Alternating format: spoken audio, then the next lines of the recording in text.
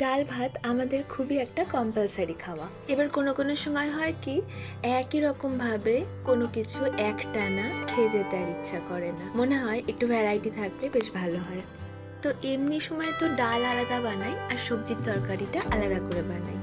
তো সবজি বেশ অনেক রকমেরই ছিল, তো সবজিগুলোকে দিয়েই ভাবলাম আজকে একটু ডালটা বানাই, তাহলে সবজির তরকারিও একরকমভাবে খাওয়ার থেকে একটু মুক্তি পাওয়া গেল, আবার ডালটাও একটু অন্যরকমভাবে খাওয়া হলো। আজকে সবজির মধ্যে ছিল কুমড়ো, লাউ, ডাঁটা আর গাজর। টমেটো ধনেপাতাটা আলাদা করে আর বলছি না, আমার যে কোনো রান্নাতে আর বিশেষ করে সবজির রান্নাতে টমেটো আর ধনেপাতা মাস্ট। মুসুর ডালটাকে একটু আগে থেকেই জলে ভিজিয়ে রেখেছিলাম। এবারে সব সবজির সাথে ডালটাকে জল দিয়ে আর সেদ্ধ হওয়ার মতো নুন আর অল্প একটু তেল দিয়ে সেদ্ধ করে নিচ্ছি। একটা টমেটোকে এরকম টুকরো টুকরো করে কেটে দিয়ে দিয়েছিলাম আর একটা কাঁচা লঙ্কাও দিয়ে দিয়েছিলাম। মুসুর ডালটা জেনারেলি আমাদের বাড়িতে রসুন, জিরে, কাঁচা লঙ্কার ফোড়ন দিয়েই হয়। আবার যখন কাঁচা আম ওঠে তখন বেশ ডাঁটা, আম দিয়ে মুসুর ডালটা করা হয় সর্ষে ফোড়ন দিয়ে। তো সেই সবের বাইরে মুসুর ডালের আর কোনো ভ্যারাইটি নেই, তো বড্ড বিরক্ত লাগে মুসুর ডালটা খেতে। তো সেই জন্যেই একটু এইরকমভাবে করার চেষ্টা করলাম। ডালের সাথে আলু ভাজা হবে বলে মা কিছু আলু কেটে দিয়েছিল, তো সেগুলোকে নুন হলুদ মাখিয়ে রেখে দিয়েছি।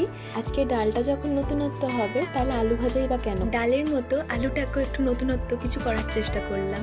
ডালের সাথে সবজি কিন্তু সুন্দরভাবে সেদ্ধ হয়ে গেছে। ডাঁটাটাকে চেপে দেখলাম সুন্দর নরম হয়ে গেছে। অল্প একটু হলুদ দিয়ে দিলাম, আর আরেকটা যে টমেটো ছিল সেটাকেও ওরকম সরু সরু করে লম্বা লম্বা করে কেটে দিয়ে দিচ্ছি, আর খানিকটা কুচনো ধনেপাতাও দিয়ে দিচ্ছি। মুসুর ডালের এই রেসিপিটা কিন্তু বেশ হেলদি, একসাথে বেশ অনেক সবজি খাওয়া হচ্ছে, তবে একটু নতুনত্বর সাথে। এবারে একটু সর্ষের তেল নিয়েছি, তার মধ্যে দিয়ে দিচ্ছি সর্ষে আর কারি পাতা। সর্ষে কারি পাতা দেওয়াতে যেরকম আগুন ছুটেছে, লঙ্কা দিয়ে তার সামনে যেতে পারছিলাম না।